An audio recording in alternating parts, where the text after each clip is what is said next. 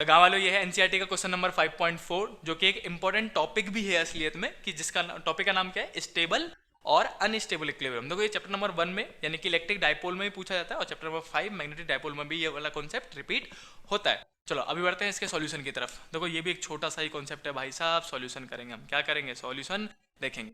तो क्वेश्चन जल्दी से पढ़ लेते हैं एक बार। क्वेश्चन कह रहा है कि एक बार मैग्नेट है जिसका मैग्नेटिक डायपोल मोमेंट हमें ऑलरेडी दे रखा है 0.3 जूल पर टेस्ला। आगे कह रहा है is placed in a uniform magnetic field of 0.15 tesla दे रखा है, मैग्नेटिक फील्ड भी दे रखा है आपको। और कहता है कि बताइए। तो जल्दी से पहले मैं गिवन लिख देता हूँ जो अपने को नजर आया। तो क्वेश्चन में गिवन लिखने की आदत डाल लो, नंबर मिलते हैं इसके भी। तो मैग्नेटिक डायपोल मोमेंट कितना है? m इजकल टू 0.3 जूल पर टेस्ला दे रखा है। दूसरा मैग्नेटिक फील्ड यानी कि B दे रखा है कितना? 0.15 टेस्ला दे रखा है। आगे कह रहा है कि अगर bar magnet free to rotate है in the plane of magnetic field, which orientation would be the stable और अनस्टेबल? कौन सा ओरिएंटेशन स्टेबल इक्विलिब्रियम कहलाएगा और कौन सा अनस्टेबल कहलाएगा, और what is the potential energy in each case? दोनों में पोटेंशियल एनर्जी भी आपको निकाल। तो देखो इस क्वेश्चन को हम करना स्टार्ट करते हैं। बहुत आसान सा ही क्वेश्चन है वैसे तो, बेसिकली मैं आपको समझाना भी स्टार्ट कर दूँ, थोड़ा थोड़ा समझा भी दूंगा। तो अगर मैं स्टेबल इक्विलिब्रियम की बात करता हूँ, तो स्टेबल इक्विलिब्रियम कब कहेंगे? कि जब मान लो ये मैग्नेटिक फील्ड था अपने पास, अगर ऐसा करके आपने कोई मैग्नेटिक फील्ड लिया है जिसको मैग्नेटिक फील्ड कितना है B, तो इसके अंदर एक बार मैग्नेट रख दो ऐसे करके।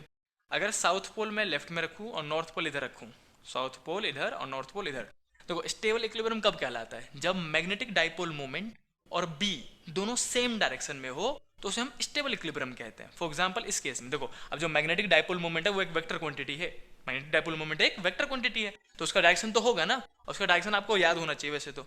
Direction of magnetic dipole moment क्या होता है? South to north. ये हमेशा फिक्स है कि M किधर की ओर होगा, हमेशा साउथ पोल से लेके नॉर्थ पोल की तरफ होता है। M की बात हो रही है, M की। तो M किधर से किधर होता है? हमेशा साउथ टू नॉर्थ। तो मैं लिख देता हूँ कि M जो है वो किधर से किधर होता है? South to north.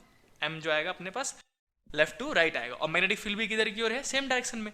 तो अगर मैग्नेटिक फील्ड और M जो है वो दोनों सेम डायरेक्शन में आ जाए, दोनों के बीच में एंगल कितना बनेगा? 0 डिग्री, क्योंकि दोनों अब दो वेक्टर सेम डायरेक्शन में, एंगल कितना बनेगा? 0 डिग्री। तो अगर ये वाला केस बन रहा हो जहां पे M और B सेम डायरेक्शन में हो, तो इस केस को हम स्टेबल इक्विलिब्रियम कहते हैं। फॉर एग्जांपल इसका दूसरा ले लो जो हमारे पास अनस्टेबल है, मैं यहाँ लिख देता हूँ अनस्टेबल का। अनस्टेबल इक्विलिब्रियम की बात कर लेंगे।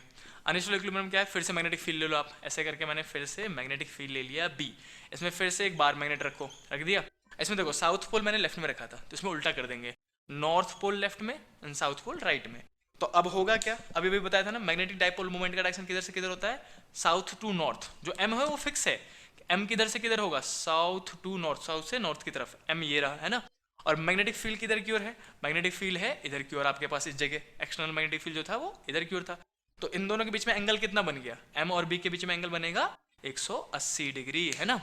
तो जब कहीं ऐसा केस बन रहा हो कि M और B एंटी पैरेलल हो, इस केस को हम क्या कहेंगे? Anti parallel. एक इधर जा रहा है तो एक इधर जा रहा है, तो इस केस को हम क्या कहते हैं? अनस्टेबल। तो यही आपको इंग्लिश में लिखना भी है कि जो इसका पहला आंसर है कि कौन सा स्टेबल होगा और कौन सा अनस्टेबल, उसको हम लिख के दिखाएंगे।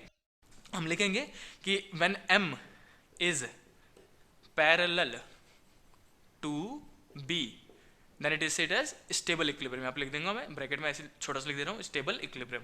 दूसरा इस केस में क्या लिखोगे कि जब M is anti parallel to B then the case is of unstable equilibrium. यहाँ पे लिख देना अनस्टेबल इक्विलिब्रियम का केस बन जाता है। पहले तो ये इंग्लिश में लिखना पड़ेगा, M और B के रिस्पेक्ट में आपको आंसर देना पड़ता है। दूसरा क्या था अपने पास कि पोटेंशियल एनर्जी निकालो इन ईच केस। तो यार पोटेंशियल एनर्जी का फॉर्मूला लगा दो सीधे सीधे। तो मैं यहाँ निकाल देता हूँ। इस केस में जो पोटेंशियल एनर्जी होगा, U का फॉर्मूला क्या होता है? U मतलब पोटेंशियल एनर्जी, फॉर्मूला होगा आपने पढ़ रखा है, that is MB cos theta. I hope कि आपने पढ़ रखा है, नहीं पढ़ रखा तो रीड कर लेना या फिर वीडियोस देख लेना जो हमने बना रखे ऑलरेडी। देखो तो पोटेंशियल एनर्जी का जो फॉर्मूला है वो MB sin थीटा था, सॉरी MB cos थीटा था। तो यहाँ पे लिखेंगे माइनस का माइनस, M कितना है? M गिवन है, न्यूमेरिकल वैल्यू है भाई, पुट कर देंगे 0.3 इंटू में B कितना है? 0.15 इंटू में cos थीटा। थीटा कितना था इस केस में स्टेबल में? 0। और cos 0 कितना होता है? याद है? 1 होता है यार, याद कर लो। कब याद करोगे? याद था तो अच्छी बात है, नहीं है तो याद कर लेना। तो इन दोनों को मल्टीप्लाई करोगे तो 15 या 45 और 3 जीरो लगेगा, 45 यानी कि जीरो माइनस का, ये माइनस का माइनस, 0 का 0, 4 का 5, 4 पॉइंट मतलब 0.045 आएगा मल्टीप्लाई करने पे। और cos 0 कितना होता है? 1 इंटू कुछ लिखने की जरूरत ही नहीं है। पोटेंशियल एनर्जी कितना आएगा? जूल, इतना में माइनस का 0.4045 जूल। देखो स्टेबल इक्विलिब्रियम में जो पोटेंशियल एनर्जी निकलता है वो मोस्टली नेगेटिव निकलता है ये, और अनस्टेबल में जो निकलेगा वो पॉजिटिव निकलता है हमेशा मोस्टली। इसमें क्या होगा, मोस्टली नेगेटिव निकलना चाहिए, यानी कि मिनिमम पोटेंशियल एनर्जी, कम पोटेंशियल एनर्जी होना चाहिए, और इसमें पोटेंशियल एनर्जी बहुत ज़्यादा होता है और मोस्टली पॉजिटिव होता है। अब इसका भी निकाल लेते हैं भैया पोटेंशियल एनर्जी। देखो यहाँ पे लिखेंगे कि पोटेंशियल एनर्जी का फॉर्मूला सेम फॉर्मूला है, माइनस का एम बी कॉस थीटा था ना, तो वही लिखेंगे। पोटेंशियल एनर्जी का फॉर्मूला क्या होता है, माइनस का एम बी कॉस थीटा। अब पोटेंशियल एनर्जी का पोटेंशियल एनर्जी माइनस का माइनस, एम कितना था 0.3, तो न्यूमेरिकल वैल्यू पुट कर दो बस, और बी कितना था 0.15 लिख देता हूँ, और कॉस थीटा इस बार 180 डिग्री होगा, अनस्टेबल का केस है ना, थीटा कितना बनेगा 180 डिग्री। पोटेंशियल एनर्जी का पोटेंशियल एनर्जी माइनस का माइनस, और इन दोनों को मल्टीप्लाई करने पे कितना आता है 0.045, और इनटू में cos 180 की वैल्यू कितनी होती है, दैट इज -1। अगर आपको याद था तो अच्छी बात है, नहीं याद है तो कर लो, कब करोगे। देखो ये मल्टीप्लाई में है, किस में है, ये माइनस मत करने लग जाना, कुछ बच्चे यहीं पे माइनस करने लग जाते हैं, तो ये माइनस और ये माइनस मल्टीप्लाई में है तो प्लस हो जाएगा, तो माइनस माइनस प्लस, तो वैल्यू आएगी 0.045, और पोटेंशियल एनर्जी इसलिए जूल लगा देंगे, तो ये वैल्यू आ रही है पॉजिटिव में, तो ये हो गया हमारा potential energy in stable unstable equilibrium और potential energy in stable equilibrium. तो इतना सा केस था अपने पास जिसमें आपको बताना था कि कब स्टेबल होता है कब अनस्टेबल होता है, तो जो कि हमने यहाँ पे लिख दिया कि स्टेबल कब होगा जब m और b पैरेलल होगा, अनस्टेबल कब होगा जब ये एंटी पैरेलल होगा। दूसरा आपको बोला गया था पोटेंशियल एनर्जी निकालो, हमने निकाल दिया दोनों केसेस में, है ना।